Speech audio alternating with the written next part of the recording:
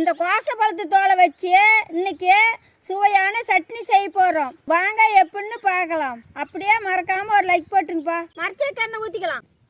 பச்சை மிளகாய், உளுத்தம் பருப்பு, கடலைப்பருப்பு, பூண்டு, கருவேப்பிலை, சுத்தம் பண்ணால் கோசக்காய் தோல்,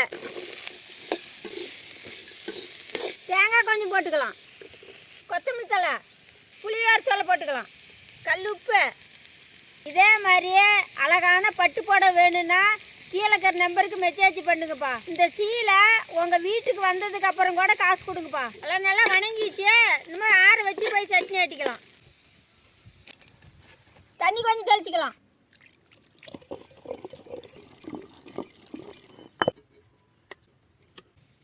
சட்னி ரெடி, வாங்க சாப்பிட்லாம். கோசப்பழத்து தோல் சட்னி சூப்பராக இருக்குது. நீங்களும் ஒரு நாளைக்கு வீட்டில் செஞ்சு சாப்பிட்டு பாருங்கப்பா.